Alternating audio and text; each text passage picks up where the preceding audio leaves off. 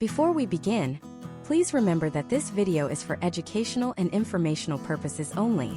The financial figures, career projections, and cost analyses discussed are based on publicly available data, historical trends, and expert analysis. This presentation does not constitute financial, legal, or career advice.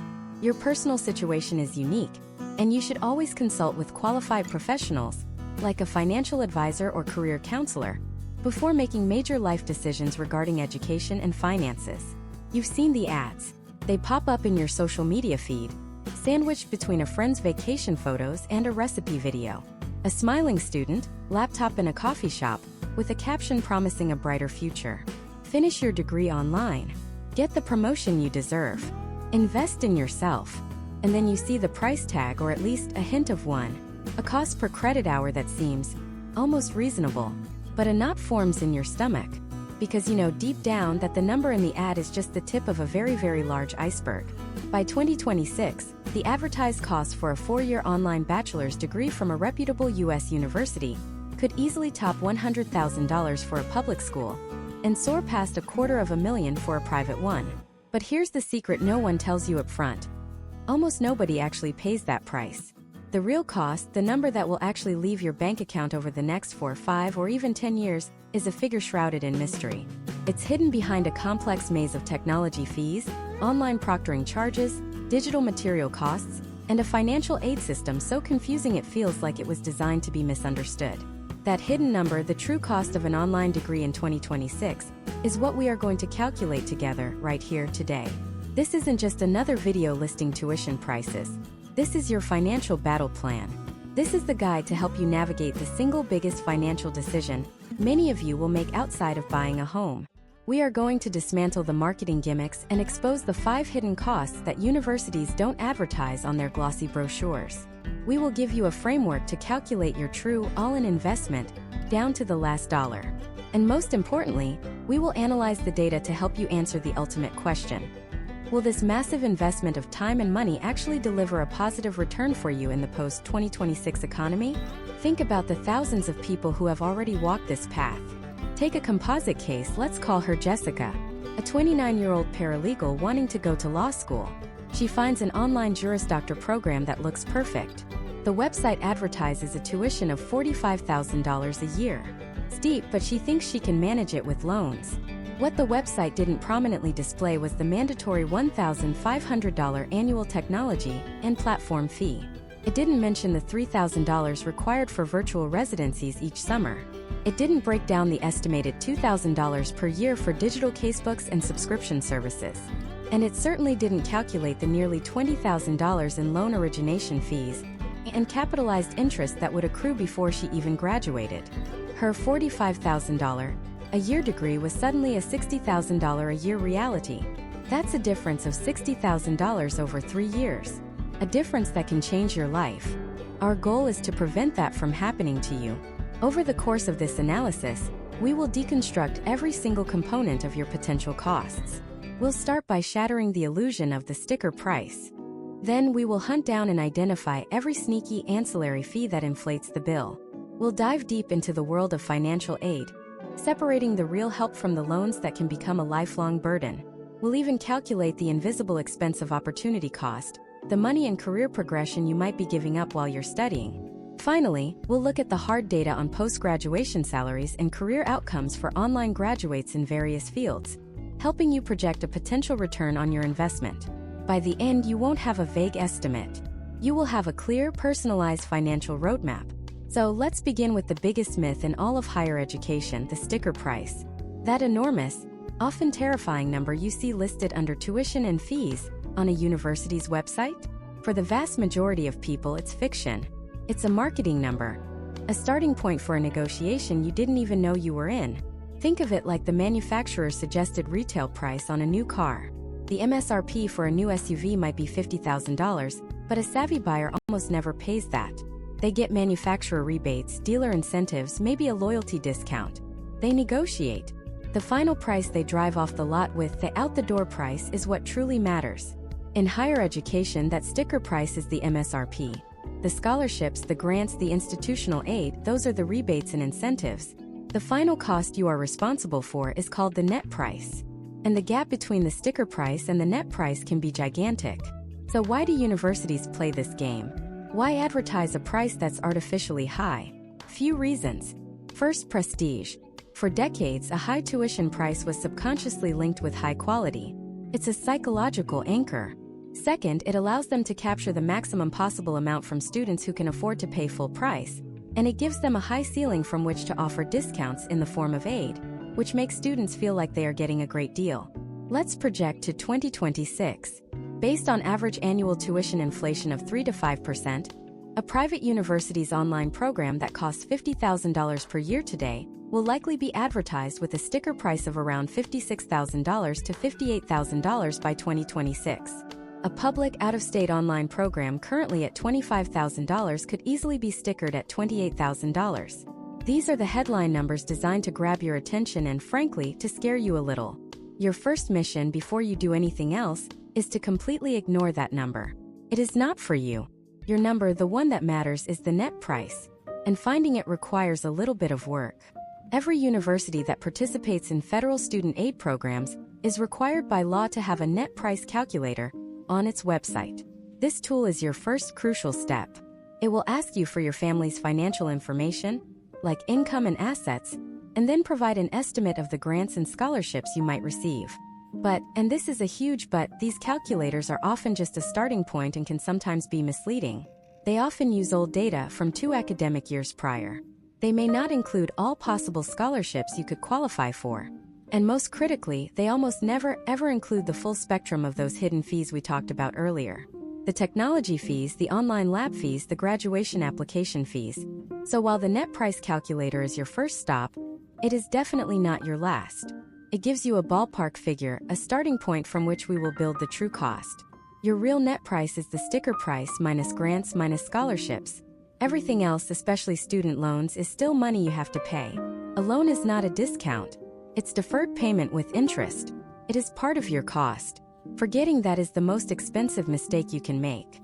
So let's talk about the real anatomy of your bill. Because once you understand that a loan is just your future self paying your present self with a fee attached, the entire equation changes. The sticker price, the net price. These are just the opening acts. The main event, the part that truly defines the cost of your degree in 2026, is the onslaught of 1,000 tiny cuts. It's the financial death by 1,000 paper cuts. Imagine your total cost of college is an iceberg. The tuition, that big number everyone obsesses over, that's just the tip. It's what you see above the water. It's impressive, it's intimidating, but it's not the part that sinks ships. The real danger, the bulk of the mass, is lurking just below the surface, in the murky water of fees. And online universities have perfected the art of the fee. Let's follow a hypothetical student. We'll call her Maria. Maria is smart. She's a working adult looking to finish her bachelor's degree online at a reputable state university. She did her FAFSA, she compared net price calculators, she got a small grant, and she's taking out a modest loan to cover the rest of her tuition. Her first semester's tuition is listed at $4,500. After her grant, she owes $3,000. She thinks, okay, I can manage this. She feels in control. Then the first email arrives. Her official bill is ready. She logs into the student portal, and the number isn't 3,000. It's $3,575. Where did that extra $575 come from? She scrolls down. The first line item, right under tuition, a technology fee of $200 per semester. What is this? It's a fee for the privilege of using the very online platform that the university markets as its main feature. You're paying for the right to access the education you're already paying for. It's like buying a concert ticket and then being charged an extra fee at the door to be allowed to hear the music. Maria sighs. Okay, $200. Annoying but not a deal breaker. But she keeps scrolling. Next, a student services fee of $150. She raises an eyebrow. What student services? She lives 3 states away from campus. This fee typically covers the on-campus gym, the student union, health services, and campus events. She is paying for a gym she will never use, a student center she will never enter, and a health clinic she is geographically barred from visiting. It's a ghost fee. You're paying for the campus experience you are specifically foregoing by studying online. Then it gets even more specific. A library access fee of $75. Sure, she gets access to the digital library, which is a valuable resource. But isn't that a fundamental part of a university education in the 21st century? Isn't that like a restaurant charging you a kitchen usage fee on top of the price of your meal? It's a core component being sold as an add-on. This is just the bill for being enrolled. Maria hasn't even bought her books yet. She goes to the online bookstore for her first class, Introduction to Psychology. The required textbook isn't a book. It's an integrated learning system. It's a piece of software that includes the ebook, quizzes, and homework portal. You cannot buy it used. You cannot share it. You must buy a unique one-time use access code. The price? $180 for one class. And that code expires in 16 weeks. The knowledge has a self-destruct button. The information you paid for vanishes at the end of the semester. For her statistics class, it's a similar story. A $90 access code for the homework platform. For her literature class, she needs 3 specific digital editions of novels that cost $20 each, plus a $25 subscription to a literary analysis tool. Before she has even attended her first Zoom lecture, Maria has spent over $350 on digital materials that she will never truly own and that have zero resale value. That's over $900 in fees and expiring materials on top of her tuition. Her $3,000 semester has silently crept up to nearly $4,000. And the semester has just begun. Then comes midterms. Maria gets an email from her statistics professor. The midterm exam will be proctored remotely.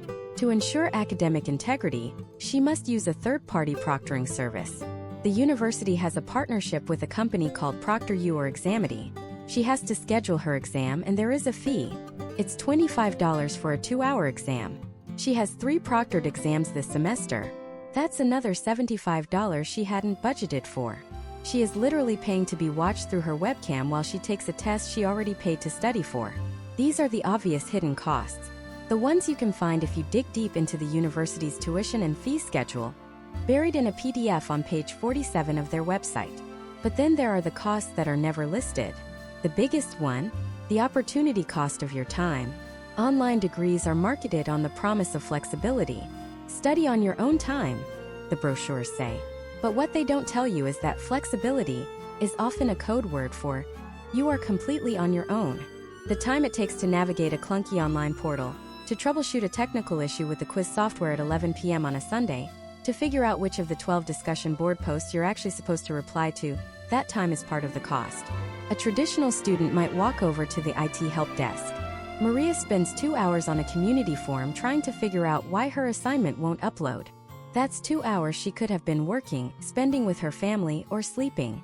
Let's quantify it. A standard 3-credit college course is expected to require about 9 to 12 hours of work per week. A full-time student taking 4 classes is looking at a 40-hour-a-week commitment. That is a full-time job. If Maria is already working a full-time job, she is now working 80 hours a week. The cost isn't just tuition and fees, it's burnout. It's exhaustion. It's the risk of performing poorly at her job or in her classes, or both. If she decides to drop to part-time work to manage her studies, the cost is the thousands of dollars in lost wages.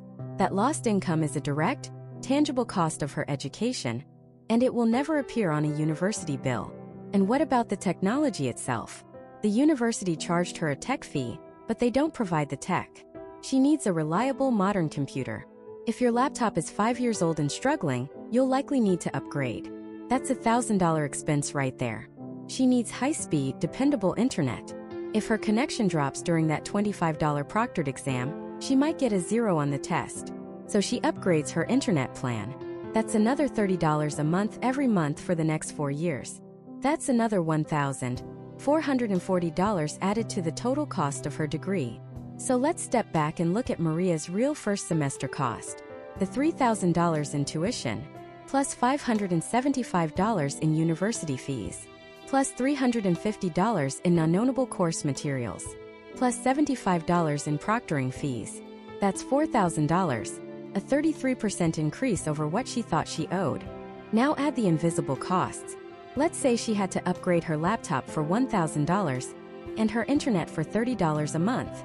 Prorated over her 8 semesters, that's another $140 this semester. We're now at $4,140. And we still haven't accounted for the single biggest factor. The one thing that can make all these numbers seem insignificant. Because Maria chose a reputable state university. But what if she hadn't? What if she had been lured in by a slick ad for a for-profit online university that promised an even faster, more flexible path? All these fees we've discussed, the technology fees, the expiring access codes, the proctoring charges, they are often supercharged in the for-profit world. But it's more than that.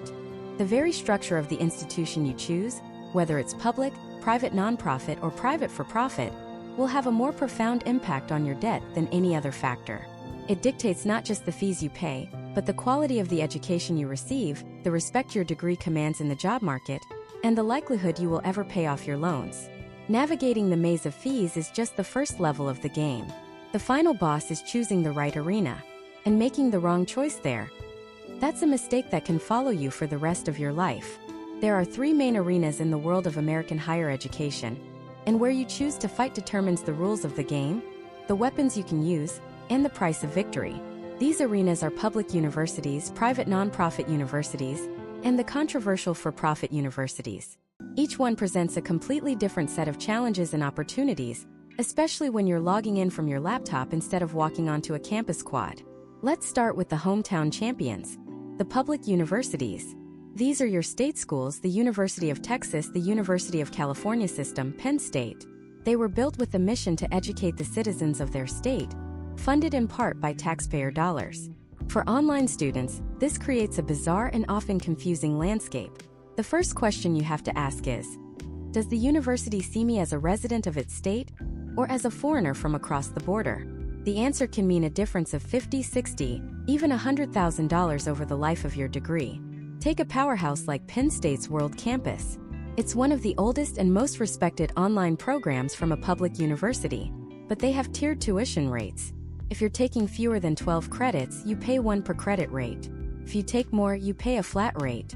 It's a system designed for on-campus logic that gets awkwardly applied to online learners. Now, compare that to a giant like Arizona State University Online. ASU made a strategic decision years ago to offer a single tuition rate to all its online undergraduate students, regardless of where they live. This streamlined approach has made them an absolute titan in the online space. So, you, the prospective student living in, say, Ohio, are faced with a choice. You could enroll at a public university in your own state and pay the in-state tuition you're entitled to.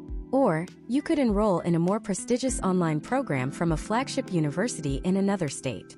But if that university charges out-of-state tuition, you could end up paying double or triple the price for a degree that, on paper, looks exactly the same. You're paying a premium for a brand name, a brand that was built for a different kind of student in a different place. The trap here isn't just the cost. It's the assumption that public always means affordable. For an online student in 2026, that assumption is dangerously outdated. The public in public university only truly applies if you live in the right zip code. Otherwise, you're just an out-of-state cash cow, helping to subsidize the education of the students who live there. Then we enter the second arena, the hallowed halls of the private nonprofit universities. These are the institutions with names that echo through history: the Ivy League, Stanford, Duke, Johns Hopkins.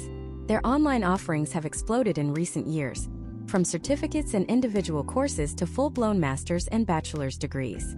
The first thing you see is the price tag, and it's designed to give you a heart attack. $60,000, $70,000, $80,000 a year. Seems impossible. But this is the great secret of private education. Almost nobody pays the sticker price. These universities operate on a different financial model. They aren't primarily funded by state taxes. They're funded by massive endowments, billions, sometimes tens of billions of dollars in investments, and of course tuition. Because of these endowments, they can offer something called an institutional discount rate. It's a fancy term for the enormous amount of financial aid they give out from their own pockets. It's not uncommon for a private university to have a discount rate of over 50%. This means that, on average, students are paying less than half the advertised price. So a private university with an $80,000 sticker price might, after grants and scholarships, cost you $35,000. Meanwhile, a public university charging you $50,000 for out-of-state tuition might only offer you $5,000 in aid, leaving you with a bill of $45,000. Suddenly, the expensive private school is $10,000 a year cheaper than the affordable public one. The allure is undeniable. The diploma on your wall doesn't say online. just says Harvard, or Columbia, or USC. It carries a weight and a prestige that can open doors. But it's a gamble. Admission to these programs can be fiercely competitive, just like their on-campus counterparts. And while the diploma is the same, the experience is not. You won't be bumping into a future Nobel laureate at the coffee shop, or building a startup in a dorm room with the next tech billionaire. The networking, a huge part of the on-campus value proposition, is a much more difficult and deliberate process online. You're paying for the brand and the quality of instruction, but you're getting a fundamentally different product than the students on campus. And that brings us to the third and most treacherous arena: the for-profit universities. These institutions operate on a completely different philosophy. A public university's mission is to educate its state citizens.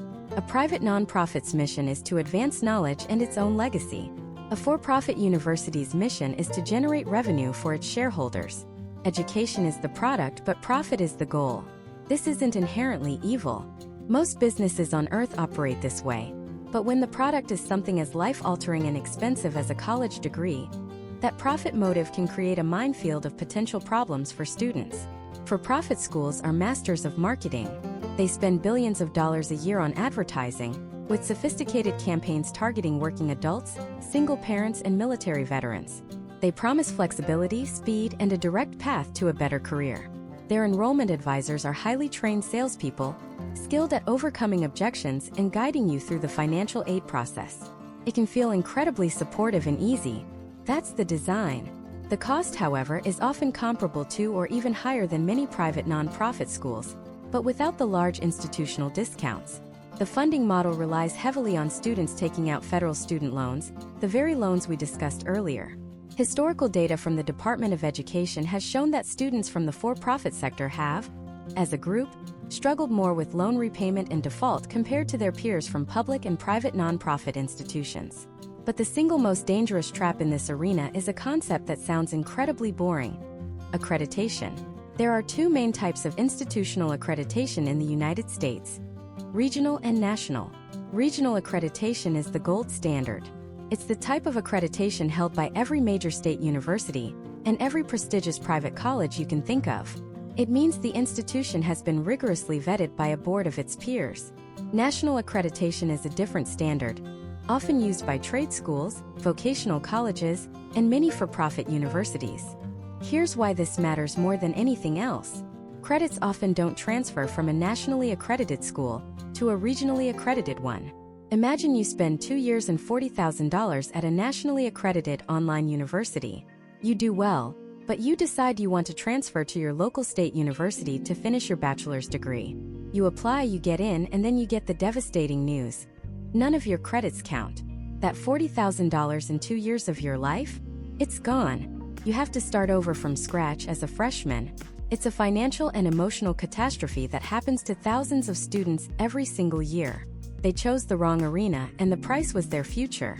The choice between these three arenas isn't simple. An out-of-state public school can be a terrible financial deal. A top-tier private university might offer you a surprisingly affordable path to an elite credential. And while the for-profit sector is filled with potential pitfalls, some programs may offer specific, career-focused training that works for certain individuals. The decision isn't about which category is good or bad. It's about understanding the fundamental business model of the school you're giving your money to. Choosing the right arena, public, private, or for-profit, is the strategic, high-level decision that sets the entire stage for your educational journey. But once you're in that arena, you have to choose your weapon. And the weapon is the degree program itself. Because even at the best university in the world, picking the wrong major can be the most expensive mistake of all. It's a trap baited with passion and sprung with debt, leaving millions of graduates with a worthless piece of paper and a lifetime of regret. We're about to pull back the curtain on the degrees that, statistically, offer the worst return on investment in America. The first, and perhaps most controversial group, are the degrees rooted in pure passion, often found within the arts and humanities. Let's be clear. A society without artists, musicians, philosophers, and historians is a society without a soul. These fields enrich our lives in immeasurable ways. But we are here today to measure the one thing that can be measured: the financial return on your educational investment. And by that metric, degrees in fields like fine arts, music performance, theater, and art history consistently rank at the very bottom. Think about it from a simple supply and demand perspective. Every year, tens of thousands of bright, talented students graduate with degrees in these fields, all competing for an incredibly small number of stable, well-paying jobs. The dream is to be a gallery artist, a concert violinist, or a Broadway actor. The reality for over 90% of graduates is a career in an unrelated field, often in retail or food service, while trying to pursue their passion on the side. The median income for many arts graduates 5 years after college often hovers in the low $30,000 range.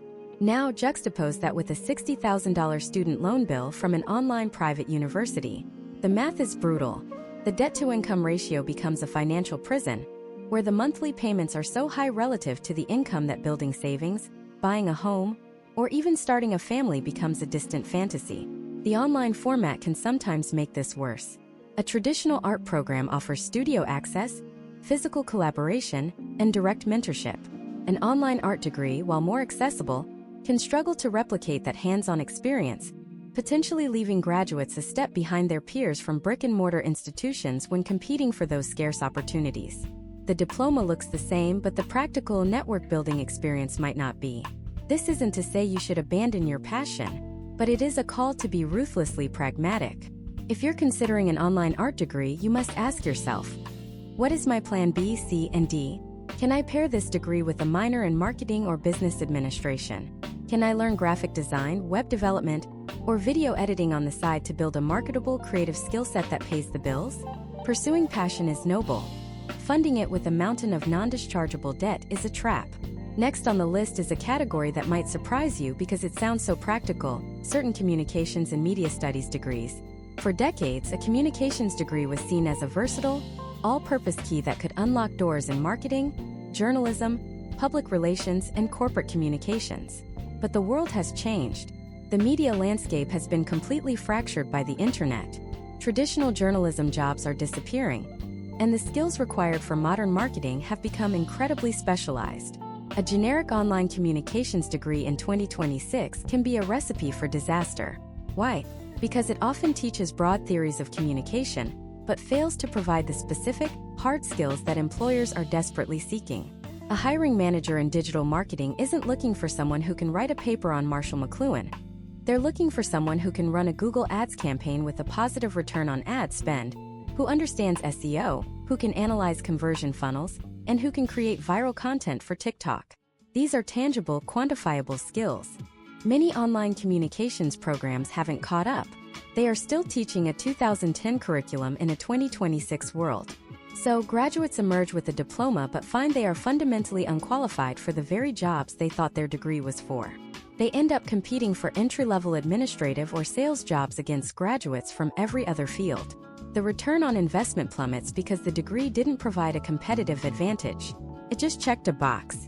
If you're looking at a communications degree, you must scrutinize the curriculum.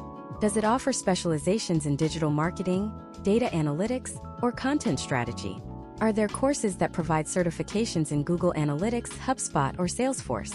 If the course list is filled with vague titles like interpersonal communication and history of mass media, without a heavy emphasis on modern digital skills, you should be very, very cautious. You might be paying a premium for an education that is already obsolete. The third category of low-return degrees is one that's particularly painful to discuss: liberal arts or general studies.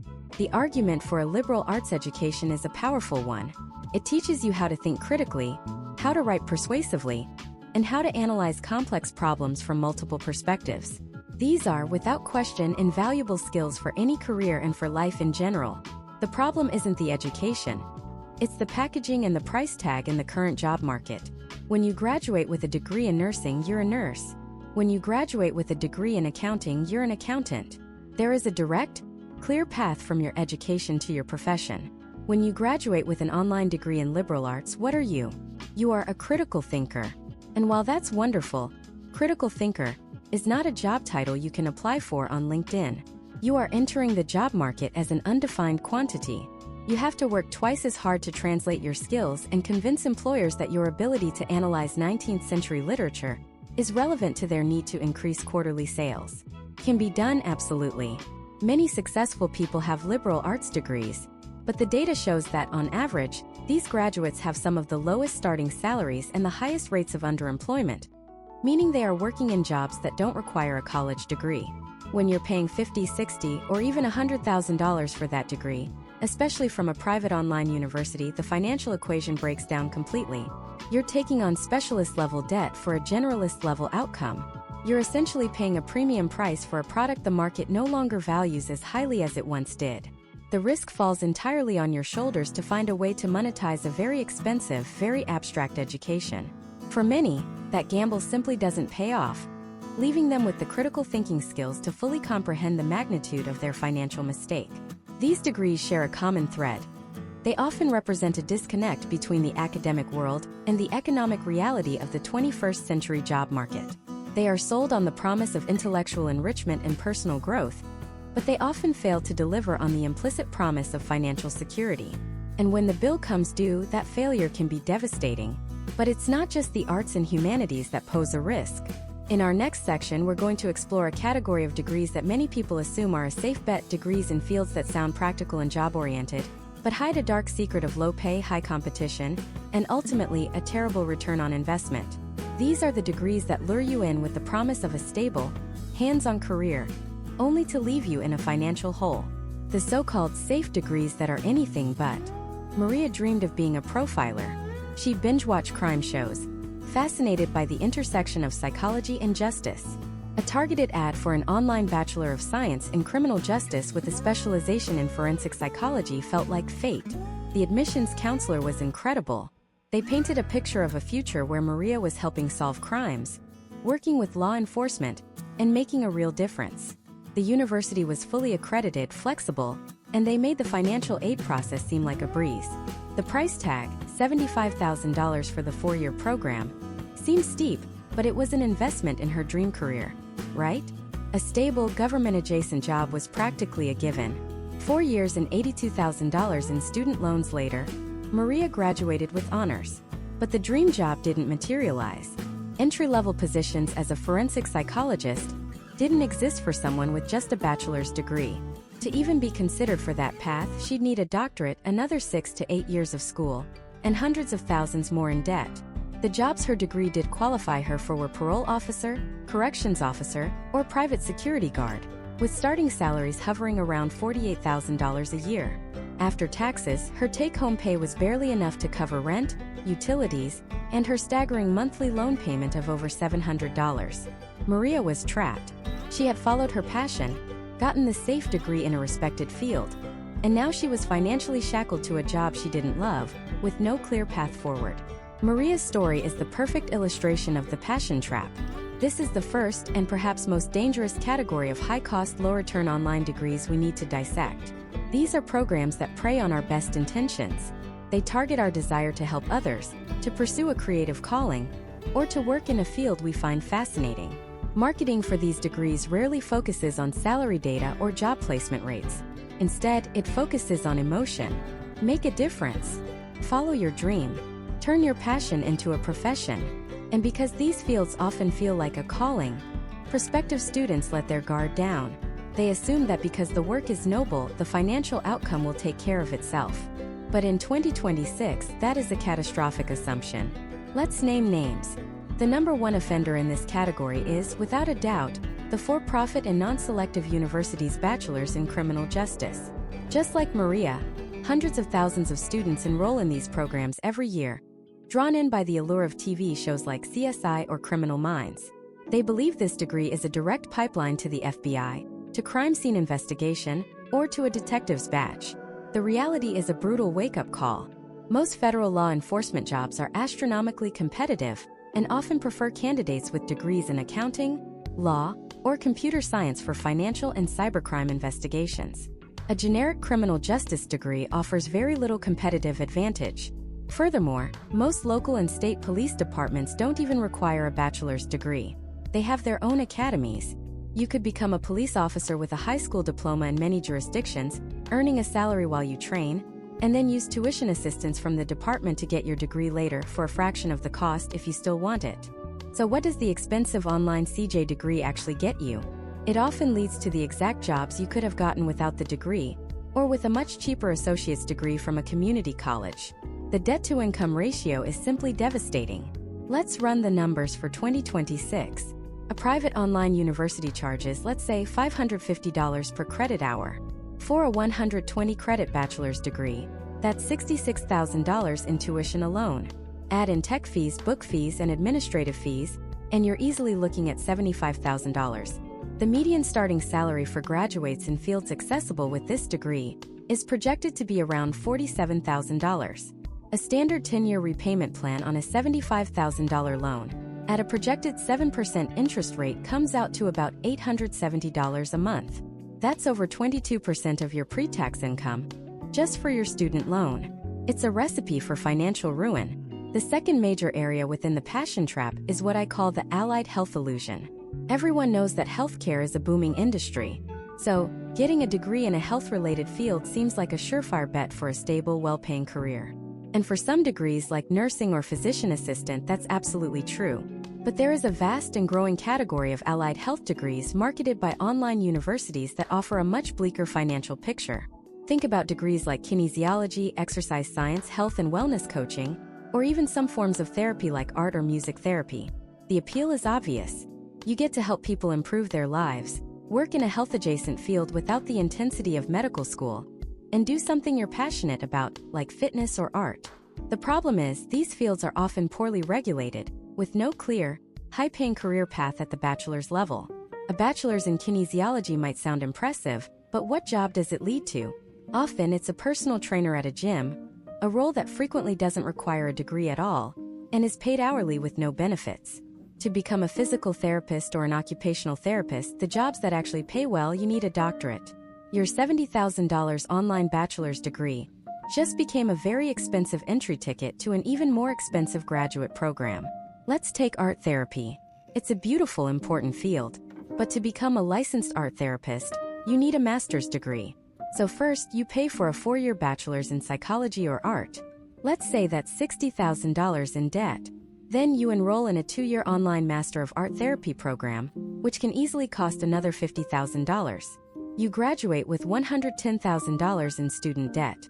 And the median salary for an art therapist in the United States, according to the Bureau of Labor Statistics, is projected to be around $58,000 by 2026. You've dedicated 6 years of your life and taken on 6 figures of debt for a career that pays less than a new union plumber makes in their first year. Again, the work is noble. The work is necessary. But the educational financial model supporting it is fundamentally broken. It traps caring, empathetic people in a cycle of debt that causes the very stress and anxiety they are trying to heal in others. This brings us to the most heartbreaking example of the passion trap: social work. If ever there was a profession that is both absolutely essential to the fabric of our society and systematically undervalued, it is social work.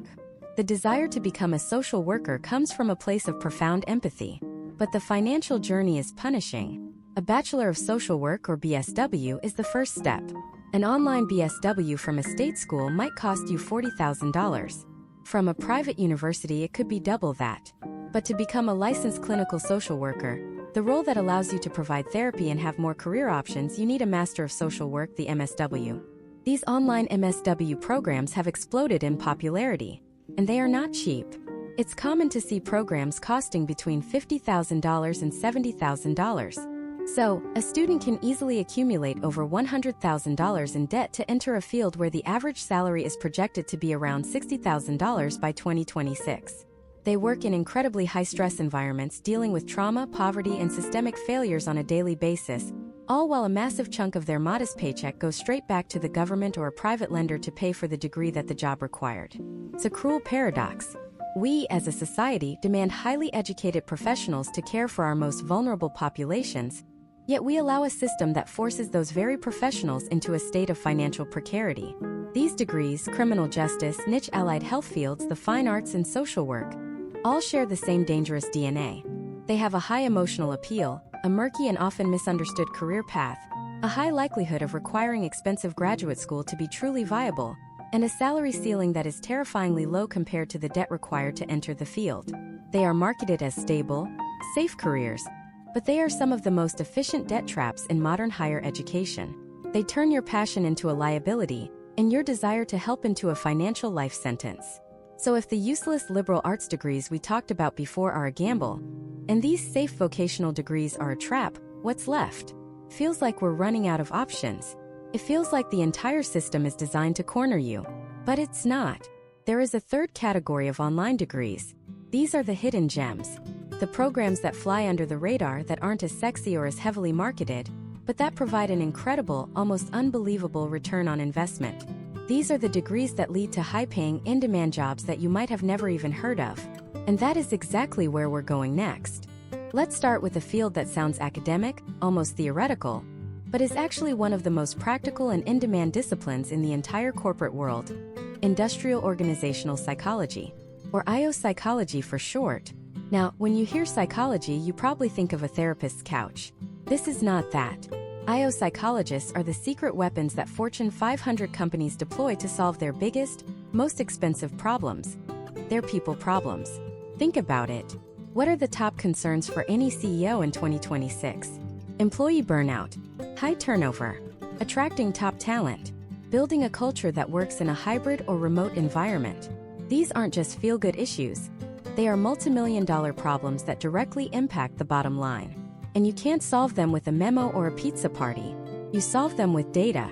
That's where the IO psychologist comes in. They are the data scientists of the human workplace. They don't guess, they measure. They use statistical analysis to figure out what selection methods actually predict job success, not just which candidate gives a good interview. They design training programs that are proven to increase skills, not just check a compliance box. They analyze organizational structures to reduce friction and boost productivity. They are the architects of a high-performing culture. An online master's in IO psychology equips you with a toolkit that is desperately needed. Companies are scrambling for people who can bridge the gap between human behavior and business outcomes. They need people who understand psychometrics, personnel management, and organizational development. The potential career paths are fascinating. People analytics specialist at a tech giant, a leadership development consultant, a director of talent management. Historical data from the Bureau of Labor Statistics consistently places IO psychology among the highest-paying and fastest-growing psychology fields. The return on investment here is staggering because you are learning to solve problems that have a direct, quantifiable, and massive financial impact for businesses. It's a degree that turns the soft skills of people management into a hard science. And in today's economy, that is a superpower. Next, let's move from the corporate world to one of the largest sectors of the U.S. economy: healthcare. But we're not talking about becoming a doctor or a nurse. We're going to the invisible digital backbone that holds the entire system together. The field is health informatics and health information management. Here's the reality of modern medicine. A hospital isn't just a building with doctors and patients. It's a massive data processing center. Every single patient visit, every lab result, every prescription, every insurance claim generates a mountain of digital data. For decades, this data was a chaotic mess, stuck in incompatible systems and digital filing cabinets, making it almost useless. This created huge inefficiencies, medical errors, and skyrocketing costs. Health informatics is the answer to that chaos. Professionals in this field are the masters of that medical data. They are the bridge between clinical care, information technology, and business management. They design and manage the electronic health record systems that doctors use. They ensure that sensitive patient data is secure and compliant with laws like HIPAA. But most importantly, they turn that raw data into life-saving intelligence. A health informaticist might build a system that flags a potential drug interaction before a doctor even writes the prescription. They might analyze hospital-wide data to identify a developing infection outbreak hours, or even days before it becomes a crisis. They might use population health data to help public health officials track disease trends and allocate resources more effectively. An online degree in health informatics isn't just about learning code or IT. It's about learning the language of both healthcare and technology, so you can translate between them. The demand is explosive. As healthcare becomes more data-driven, every hospital, insurance company, pharmaceutical firm, and government health agency needs these experts. The career paths range from clinical systems analyst to health data scientist to, eventually, high-level executive roles like Chief Medical Information Officer. Because this skill set is so specialized and so critical to the functioning and financial health of multi-billion-dollar healthcare organizations, the earning potential is substantial. It's a field where you can have a profound impact on patient care without ever touching a scalpel. by wielding the power of information. The third sleeper degree is one that was quietly growing for years, and then, in the early 2020s, it went nuclear. The field is instructional design and technology. For a long time, online education and corporate training were seen as a cheap, second-rate alternative to in-person learning. People would just upload a PDF or a recorded lecture and call it a course. The results were, predictably, terrible. People were bored, they didn't learn anything, and engagement was non-existent. Then the world changed. Suddenly everyone, from Ivy League universities to the world's biggest companies, had to figure out how to teach and train people effectively online. And they quickly realized that simply putting old material on the internet doesn't work. Enter the instructional designer. An instructional designer is an architect of learning experiences. They are experts in how adults learn, and they combine that knowledge with technology and creative media to build online courses and training programs that are not just informative, but genuinely engaging and effective. They are part project manager, part educational psychologist, part writer, and part tech wizard. They think about the learner's journey from start to finish. What's the best way to present this complex idea? Should we use a short video, an interactive simulation, a collaborative project, or a gamified quiz? They work with subject matter experts like a professor or a senior engineer to take that expert's brilliant but often disorganized knowledge and structure it into a logical, compelling learning path that actually produces results. An online master's in instructional design is one of the most meta degrees you can get. You are literally learning how to create excellent online learning through an excellent online learning program. The demand for these skills is off the charts. Every company with more than a handful of employees needs to train them on new software, new processes, and new compliance rules. Every university is expanding its online offerings. The edtech sector is booming with companies creating new learning platforms. Case studies of career changers entering this field often show a remarkable improvement in work-life balance, as many of these roles are fully remote, and a significant uplift in compensation. You're not just a teacher. You are a creator, a strategist, and a problem solver, building the very engine of skill development for the modern workforce. These three fields, IO psychology, health informatics, and instructional design, share a common powerful thread. They are all backbone professions. They are the critical support systems that allow businesses, hospitals, and schools to function effectively in the modern world. They aren't the flashy, front-and-center roles that get all the attention, but they are the ones with immense leverage and growing demand. They require a unique blend of analytical, technical, and human-centered skills, a combination that is rare and therefore highly valuable. Choosing one of these paths is a strategic move, targeting a specific high-value niche in the economy rather than a broad, overcrowded field. You're not just getting a degree.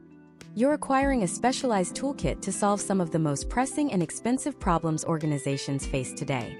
So we've uncovered these hidden gem degrees with massive ROI. We've seen how choosing the right field of study is arguably the most important decision you can make. But this raises the next billion-dollar question. Once you've chosen a field like this, does the name of the university on your online degree actually matter? Can a highly ranked online master's from a solid, but lesser-known state school really compete with a degree from a famous, Ivy League brand that has recently entered the online space?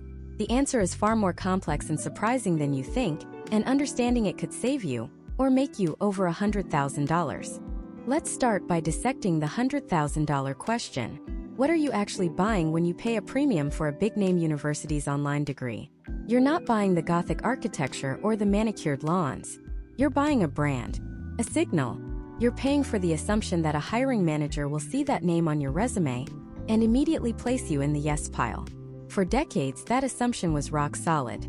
The brand was a proxy for quality, intelligence, and most importantly, access to a powerful network. But the digital world changes the rules of the game. The value of that brand in an online context is no longer a given. It's a variable you have to investigate with the precision of a detective. Think about it. The legendary alumni network of a place like Princeton or Yale was built over centuries of shared experience. Late-night study sessions in the library, secret societies, homecoming games. It was forged in physical proximity. The critical question for 2026 is this. Can that same value be replicated through a series of Zoom breakout rooms and a dedicated LinkedIn group? Is the digital handshake as firm as the real one? And what about the faculty? The brochure for Ivy League Online will undoubtedly feature its Nobel laureates and world-renowned researchers. But are they the ones who will be answering your email at 11 p.m., On a Tuesday when you're stuck on a complex problem? Or will you be interacting primarily with teaching assistants and adjunct faculty? The brand promises access to the titans of the industry, but the reality of online education at scale often means that access is filtered, pre-recorded, and buffered. To make this real, let's imagine two people, both smart, both ambitious.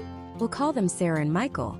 Both want to pivot into the lucrative field of cybersecurity, and both decide an online master's degree is the best path forward.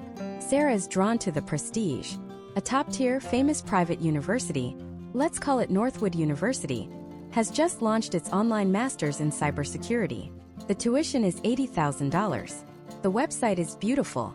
It features testimonials from Fortune 500 CEOs and sweeping drone shots of its historic campus. Sarah sees the Northwood name as an insurance policy on her future. Feels safe. Feels certain. She takes out a substantial loan and enrolls. Michael is more of a pragmatist. He researches programs obsessively, looking at job placement rates, curriculum specifics, and student reviews. He finds a well-respected but lesser-known state university that has been a leader in online education for over a decade. Let's call it Digital Horizon State University. Their program was built from the ground up for online learners and working professionals.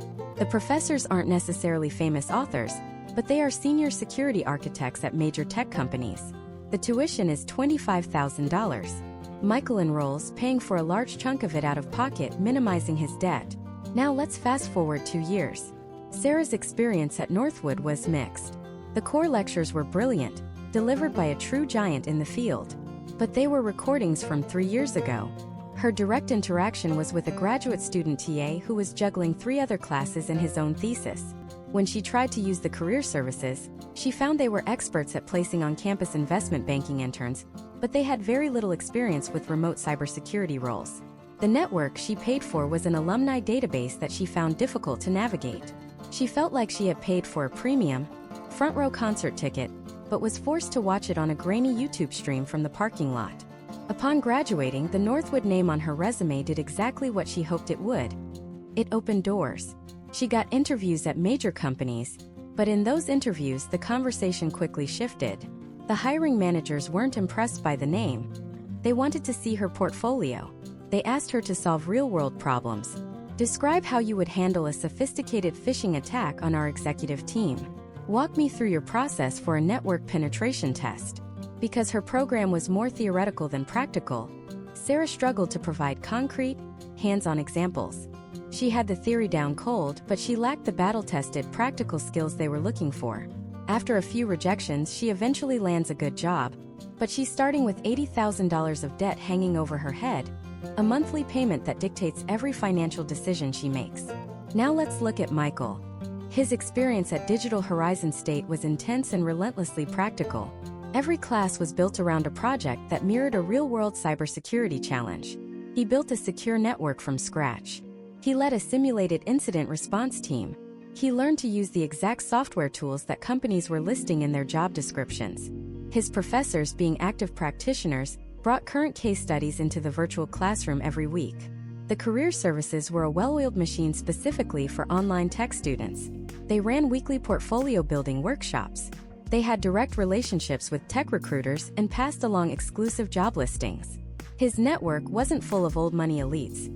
It was a hyperactive Slack community of fellow students and alumni who were already working at companies like Google, Microsoft, and Mandiant, constantly sharing job openings and interview tips. When Michael started his job hunt, his university's name didn't open every door.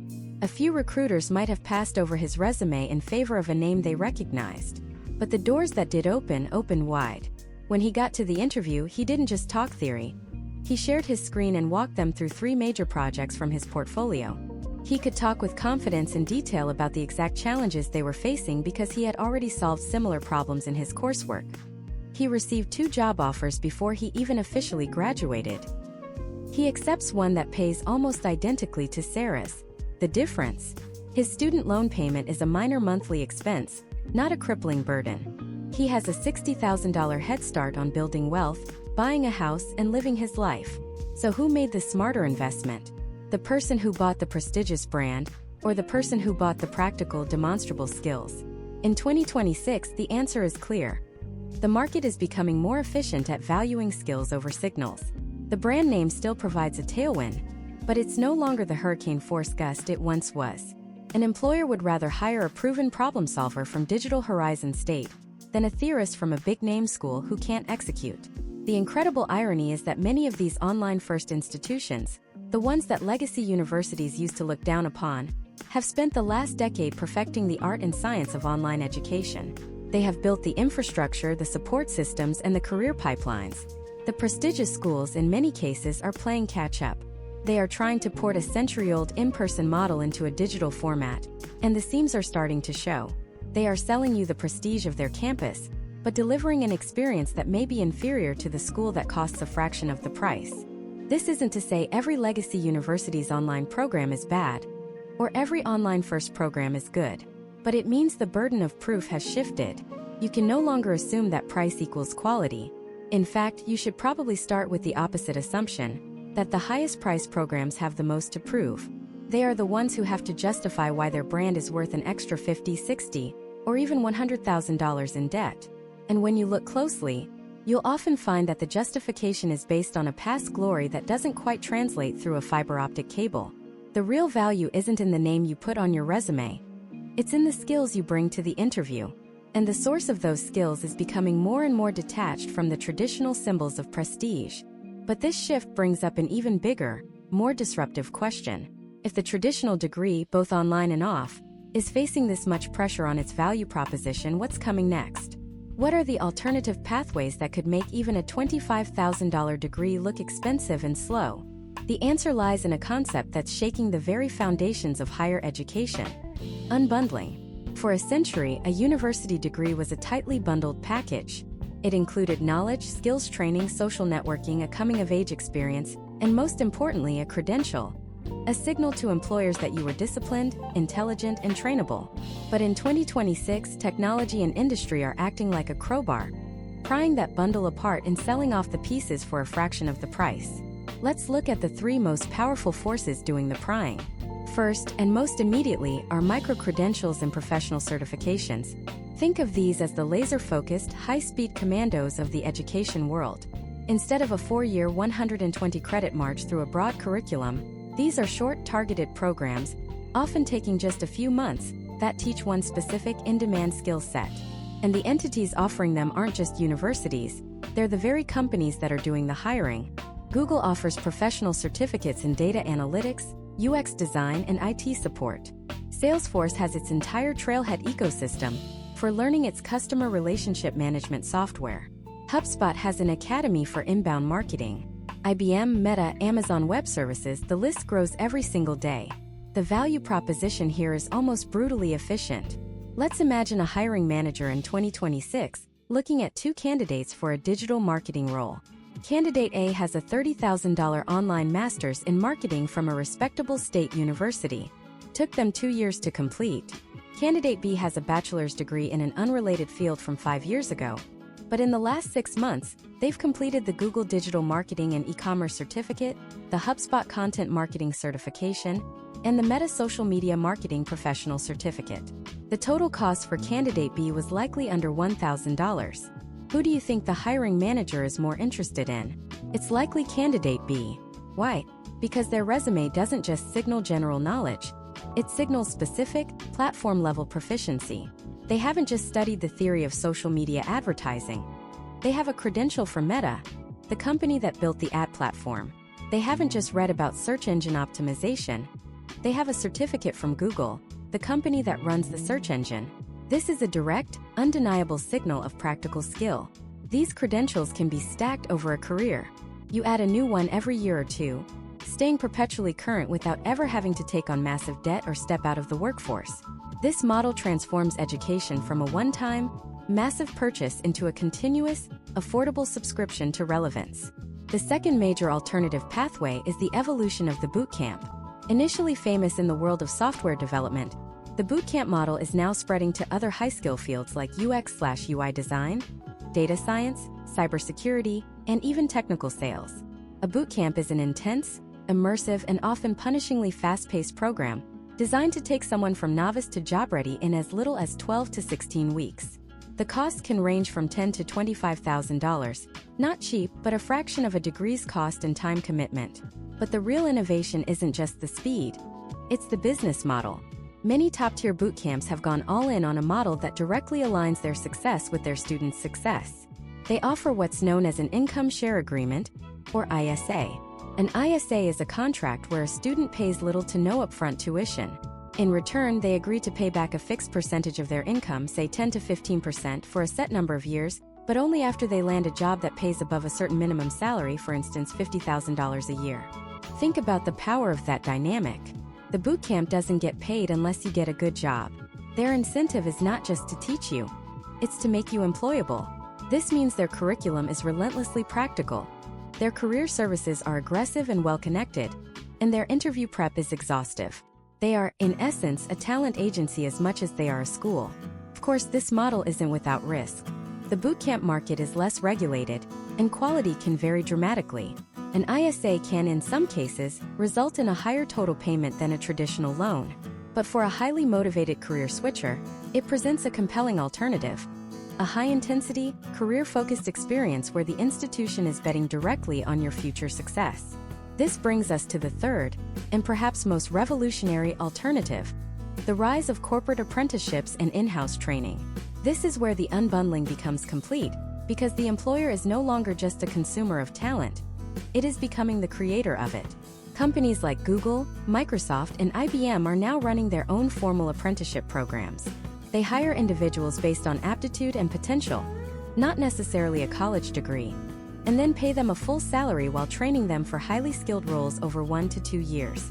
It's the modern version of the old guild system, reborn for the digital age. The apprentice isn't paying for an education, they are being paid to learn. Simultaneously, we're seeing a massive explosion in what's called upskilling. Large corporations like Amazon, Walmart, and AT&T are investing billions of dollars to provide free or heavily subsidized education to their existing employees.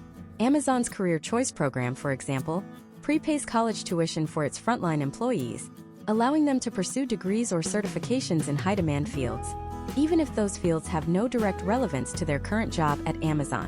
Why are they doing this? It's simple economics. In a tight labor market with rapid technological change, it is often cheaper and more effective to train and retain an existing employee than it is to compete for a new one. They are building their future workforce from within. This model flips the entire cost-benefit analysis of education on its head. The risk of choosing the wrong major, of taking on debt for a degree that doesn't lead to a job, is almost entirely removed from the individual and assumed by the corporation. The company knows exactly what skills it needs, and it pays to create them. So when you lay these three alternatives side by side, the affordable, stackable micro-credential, the career-focused bootcamp with its aligned financial incentives, and the earn-while-you-learn corporate apprenticeship, you see the full scope of the assault on the traditional degree's value. Each one of these pathways takes a piece of what the university used to monopolize and offers a faster, cheaper, or more direct route to a career outcome. This doesn't necessarily mean the college degree is destined for the dustbin of history by 2026. But it does mean its role is undergoing a profound transformation. The degree is no longer the default, one-size-fits-all key to the professional world. It is becoming one option among many. Its value is shifting from being a direct ticket to a specific job, to being a foundation for lifelong learning. A bachelor's degree might still be one of the best ways to develop broad critical thinking, communication, and problem-solving skills. But the expectation in 2026 will be that this foundation must be built upon, almost immediately, with more specific, industry-recognized credentials. The future belongs to the hybrid professional, the person with the liberal arts degree who also has a Google Data Analytics certificate, the business school graduate who also went through a coding bootcamp to understand product development, the self-taught programmer who earns an online business certificate to move into management. The question for anyone considering an online degree in 2026 is no longer just, is this degree worth the cost? It's now a far more complex equation.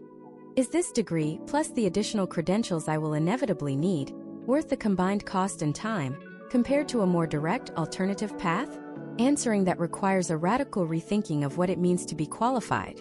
Answering that requires a radical rethinking of what it means to be qualified. For generations, the answer was simple: a degree. It was a single, standardized, universally recognized key that unlocked professional doors. But in 2026, that key is being replaced by a whole new kind of keychain, a modular and personalized set of tools we can call the qualification stack. Imagine a tech company building an app. They don't use one single giant piece of software. They use a stack, one technology for the database, another for the user interface, another for the server logic. Each piece is chosen because it's the best tool for a specific job. Your career in 2026 is starting to look a lot like that app. The monolithic 4-year degree is being challenged by a more agile, cost-effective, and often more relevant qualification stack. What's in this stack? First, you have micro-credentials. These are laser-focused certificates from industry giants like Google, Meta, IBM, or Salesforce, delivered through platforms like Coursera. They don't teach you the history of computing. They teach you how to run a digital marketing campaign or manage a cloud database right now. They cost a few $100s and take a few months, not tens of thousands of dollars and years. Next in the stack are boot camps. These are high-intensity, immersive programs, typically lasting 3 to 9 months, designed to take you from novice to job-ready in a specific, high-demand field like UX design, data science, or software development. They are ruthlessly focused on one thing, giving you the practical skills to get hired. Then comes the most important layer, a portfolio of verifiable work. This isn't a list of classes you took. It's a link to the website you built, the code you wrote on GitHub, the marketing campaign you ran for a local business, the designs you created on Behance. It is undeniable, tangible proof that you can do the work. It's the difference between saying I studied architecture and showing someone the house you built. This stack-based approach forces a brutal financial comparison. Let's create 2 hypothetical people. We'll call them Alex and Jamie. Both are aiming for a career in digital marketing. Alex chooses the traditional online degree path. They enroll in a reputable state university's online Bachelor of Science in Marketing program. Over 4 years, the tuition, fees, and digital materials cost Alex around $90,000. They graduate in 2030 with a degree, a solid GPA, but very little hands-on campaign experience. They now enter the job market carrying significant debt. Jamie chooses the qualification stack. Jamie skips the 4-year degree. Instead, they invest $600 in the Google Digital Marketing and E-commerce certificate. During those 6 months, they start a blog and a social media channel to practice what they're learning, building a small but real portfolio. After finishing, Jamie invests another $1,500 in a specialized, 3-month bootcamp focused on paid advertising and SEO. To build their portfolio further, they do some low-cost project work for small businesses, earning back some of their investment. Jamie's total cash outlay is a little over $2,000. Their time investment is under a year. By the time Alex is just finishing their first year of college and is $22,000 in debt, Jamie has been working in an entry-level marketing role for 3 months, earning a salary and gaining real-world experience. Let's fast-forward 4 years to when Alex graduates. Alex, now with $90,000 in debt, lands an entry-level job with a starting salary of, let's say, $55,000. It's a great achievement. But where is Jamie? Jamie, having been in the workforce for over 3 years, has no student debt from this path. With 3 years of experience, a promotion, and proven results, Jamie is now in a mid-level role earning $75,000 a year. The real cost for Alex wasn't just the $90,000 in tuition. It was also the nearly $200,000 in lost potential earnings and the 3+ years of lost career momentum and experience. That is the devastating power of opportunity cost. The stack is not just cheaper, it is faster. And in the world of career building, speed is leverage. But this all hinges on one critical question. Will employers actually hire Jamie? Will they accept this stack of certificates and projects over Alex's formal degree? The answer increasingly is yes. For years now, industry leaders like Google, Apple, Tesla, and IBM have been publicly stating that a degree is no longer a requirement for many of their roles. They've shifted to what's called skills-based hiring. Their logic is simple. The business world moves too fast for traditional academia to keep up. A university curriculum updated every 2 years is ancient history in fields like AI or performance marketing, where best practices change every 6 months. These companies need people who know the tools and techniques being used today, not the theories from a textbook printed 3 years ago. A candidate with a strong GitHub profile or a portfolio of successful ad campaigns is often a less risky hire than a graduate with a high GPA but no practical experience. The portfolio proves you can create value.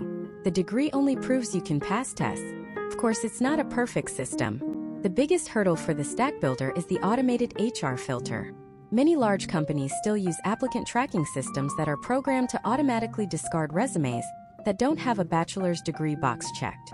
This is the institutional inertia that keeps the degree system alive. It's a real barrier. However, the nature of job hunting is also changing to bypass this. The stack-based approach often requires a more proactive, network-driven job search. You don't just submit 100 applications online and hope for the best.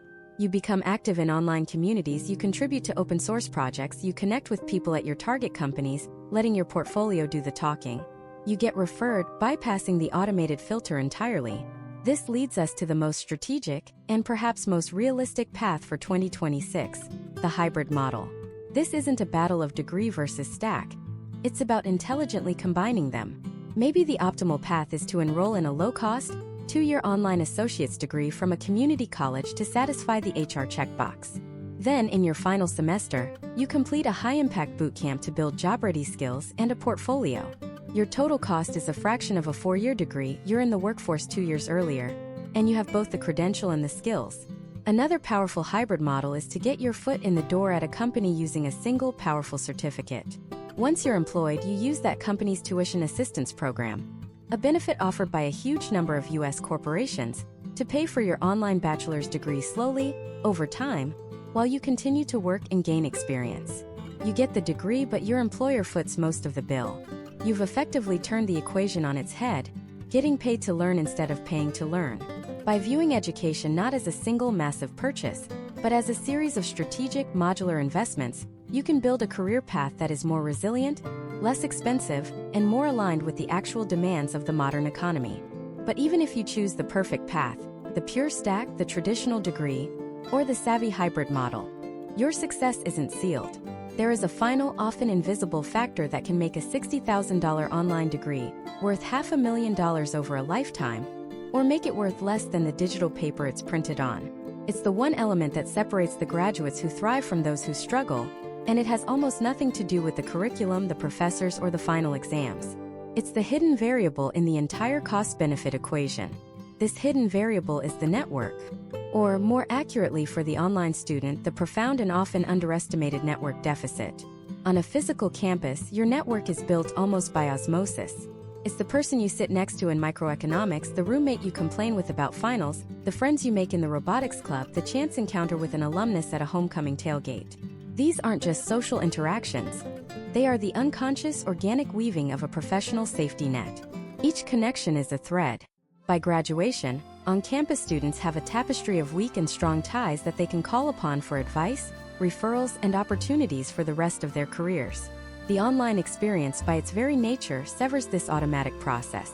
The environment is structured for information delivery, not serendipitous human connection.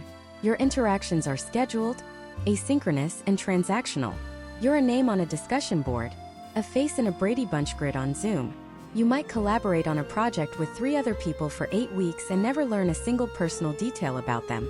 You log in, you do the work, you log out. You get the knowledge, but you miss the connective tissue. Think of it like this. The university gives you all the high-quality lumber, wiring, and plumbing to build a house. That's your degree, your knowledge. An on-campus student gets all those materials delivered to a bustling construction site, filled with other builders, foremen, and contractors who they work alongside every single day. They learn the unwritten rules, they hear about other projects, they build relationships. The online student gets the exact same high-quality materials, but they're dropped off in an empty field. The blueprint is there. The potential is there. But they are standing there alone with a hammer in their hand, expected to build the entire house by themselves. The real cost of an online degree isn't just the tuition. It's the cost of having to become your own architect, your own general contractor, and your own construction crew for your career. And this isn't some fuzzy, abstract concept. This deficit has a quantifiable dollar and cents impact on your future. Industry reports consistently suggest that up to 80% of jobs are filled through networking. They are never even posted on public job boards. This is the hidden job market, and your network is your only key. Without it, you are fighting for the 20% of leftover jobs, competing against thousands of other applicants in a digital abyss. Your resume screened by algorithms before a human ever sees it. Let's make this real. Imagine 2 students, both graduating in 2026 from the same well-respected state university with the same bachelor's in marketing and the same 3.7 GPA. We'll call them on-campus Olivia and online Owen. Olivia spent 4 years in the dorms. She was the treasurer for the marketing club. She did a work-study job in the alumni relations office. When she starts her job search, her first move isn't Indeed.com. She texts a friend from her senior year project group who just started at a major CPG company. That friend says, "Hey, we're not officially hiring, but my manager mentioned needing someone for a new brand launch. Send me your resume. I'll walk it over to her." Simultaneously, a mentor she met through the marketing club, an alumnus from 10 years prior, emails her about a role at his tech firm. He tells her exactly what the hiring manager is looking for and who to mention in her cover letter. Olivia has 2 warm leads before she even polishes her LinkedIn profile. Now look at Owen. He has the exact same credentials, the same knowledge, the same ambition, but he worked full-time while earning his degree online. His network consists of a few dozen names he vaguely recognizes from discussion boards. He starts his job search on LinkedIn and Glassdoor. He fires off 200 applications into the void. He customizes every single cover letter. He spends hours tweaking his resume with keywords from the job descriptions. For weeks, he gets nothing but automated rejection emails. He has no one to ask for a referral. He has no inside track. He's brilliant, qualified, and completely invisible. Olivia might land a job in 6 weeks through a referral, potentially with a higher starting salary because the company saved on recruiter fees. It might take Owen 6 months of grueling, soul-crushing effort to land a similar role, because he had to fight his way through the front door with everyone else. That 5-month difference in salary, the missed opportunities, the sheer mental and emotional toll, that is a core component of the real cost. It's the network deficit tax. So are you doomed to pay it? Absolutely not. But you cannot be a passive participant.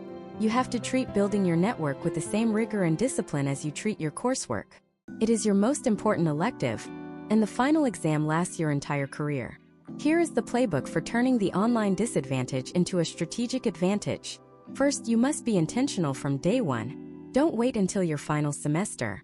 The moment you are enrolled, you become a networking commando. Your mission is to build genuine human connections through a digital medium. Go through the class roster for every single course. Look up your classmates on LinkedIn. Don't just send a blank connection request. Send a personalized note. "Hi Sarah. We're in Professor Miller's digital marketing class together. Your comment on the discussion board about SEO strategy was really insightful. Looking forward to learning alongside you this semester." Do this for everyone. 90% may not respond, but the 10% who do are the start of your peer network. Second, escape the confines of the university's learning management system. The discussion board is not a community. It's a bulletin board. Be the person who says, "Hey everyone, this week's case study is complex. I'm starting an optional study group on Discord to brainstorm. Here's the link if you want to join." Create the virtual student union that the university didn't provide. You'll be stunned how many other students are craving that same connection. These are the people who will be in your industry. They are your future colleagues, partners, and hiring managers. Third, weaponize the alumni database. As an online student, you have the exact same access as an on-campus student. Use it relentlessly. Filter by your city, your target companies, and your major. Find 5 alumni every single week and send them a message. Don't ask for a job. That's the kiss of death. Ask for their story. "Hi Mr. Johnson. I'm a current online student in the marketing program at our alma mater, and I see you've built an incredible career at Salesforce. Your journey is really inspiring. Would you be open to a 15-minute virtual coffee chat in the coming weeks? I'd love to learn from your experience." You are not asking for a favor. You are showing respect for their expertise. This strategy alone can be more powerful than your GPA. Fourth, leverage your unique geographic advantage. While Olivia's network is initially concentrated in the city where her campus is located, your network is nationally, or even globally, distributed from the start. You have a classmate in Seattle working at Amazon, another in Austin at a hot startup, and another in New York on Wall Street. You have potential connections in every major economic hub in the country. This is a superpower. Nurture these long-distance relationships. They are your future coast-to-coast professional network. Finally, build in public. Document your journey. Start a blog about what you're learning. Post thoughtful analyses of your industry on LinkedIn. Create a portfolio of your best projects and share it. In the old model, your degree was proof of your knowledge. In the 2026 model, your digital footprint is the proof. When you create value and share your expertise freely, the network starts to come to you. You shift from hunting for opportunities to attracting them. The real cost of an online degree in 2026 is not the number on your tuition bill. It's the full-time unpaid job of building a professional network from scratch, a job your on-campus counterparts get to do as a natural byproduct of their experience. The cost is the discipline it takes to be your own community organizer, the courage to reach out to strangers, and the persistence to build relationships through a screen. It's a steep cost paid in effort and initiative rather than dollars. But if you are willing to pay it, if you are willing to do the work, the return on your investment can be immeasurable. The degree doesn't get you the job. The degree makes you qualified for the job. Your network is what gets you the interview. The question isn't whether an online degree is worth the price. The real question is, are you willing to do the work to build the network that unlocks its true value? Because in the end, the diploma might get your foot in the door, but it's your network that saves you a seat at the table.